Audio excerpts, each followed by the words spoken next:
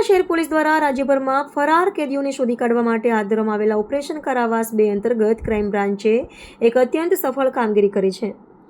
આણંદમાં 10 કિલો ચરસના ગુનામાં 10 વર્ષની સજા ભોગવી રહેલો એક કેદી જે વર્ષ 2009થી ફરાર હતો તેને પોલીસે જમ્મુ કાશ્મીરના અંતરિયાળ વિસ્તારમાંથી આબાદ રીતે ઝડપી પાડ્યો છે.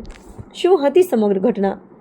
મોહમ્મદ અશરફ ગુલાબ મહેમદ લોન નામના આરોપીને વર્ષ 2003માં 10 કિલો ચરસના કેસમાં 10 વર્ષની સખત કેદની સજા ફટકારવામાં આવી હતી. આ કેદી વડોદરા મધ્યસ્થ જેલમાં સજા ભોગવી રહ્યો હતો ત્યારે 30 નવેમ્બર 2009ના રોજ તે 10 દિવસની પેરોલ રજા પર બહાર આવ્યો હતો. જોકે રજા પૂરી થયા બાદ તે જેલમાં પરત હાજર થવાને બદલે બારોબાર ફરાર થઈ ગયો હતો. છેલ્લા 17 વર્ષથી પોલીસ તેને શોધી રહી હતી. પોલીસની સાહસિક કામગીરી ક્રાઇમ બ્રાન્ચની ટીમે ટેકનિકલ અને હ્યુમન સોર્સ દ્વારા બાતમી મળી હતી કે ફરાર કેદી હાલ જમ્મુ કાશ્મીરમાં અનંતનાગ જિલ્લાના કાજીગુડ વિસ્તારમાં રહે છે અને ત્યાં હાર્ડવેરની દુકાન ચલાવે છે.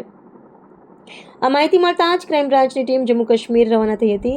4000 કિલોમીટરનો લાંબો પ્રવાસ ખેડી પોલીસે ત્યાંના સ્થાનિક લોકોમાં ભળી જવા માટે સ્થાનિક પહેરવેશ ધારણ કર્યો હતો અને ખૂબ જ ધૈર્ય તથા સાવચેતીપૂર્વક ખાનગી વોચ ગોઠવી હતી. આખરે તારીખ 1 જૂન 2026ના રોજ તેની દુકાન પાસેથી જ આરોપીને ઝડપી પાડવામાં આવ્યો હતો. જેલના સળિયા પાછળ આરોપી મોહમ્મદ અશરફ લોનની પ્રાથમિક પૂછપરછમાં તેણે 17 વર્ષ સુધી પોલીસથી છુપાઈને રહેવા માટે કઈ રીતે જીવન વ્યતીત કર્યું તે અંગેની વિગતો પણ સામે આવી છે. હાલ તેને વડોદરા લાવી તેની બાકી રહેલી સજા ભોગવવા માટે વડોદરા મધ્યસ્થ જેલ ખાતે સોંપી દેવામાં આવ્યો છે. 17 વર્ષથી પોલીસને થાપ આપી રહેલા આરોપીને પકડી પાડનારી ક્રાઇમ બ્રાન્ચની ટીમને ઉચ્ચ અધિકારીઓએ અભિનંદન પાઠવ્યા છે.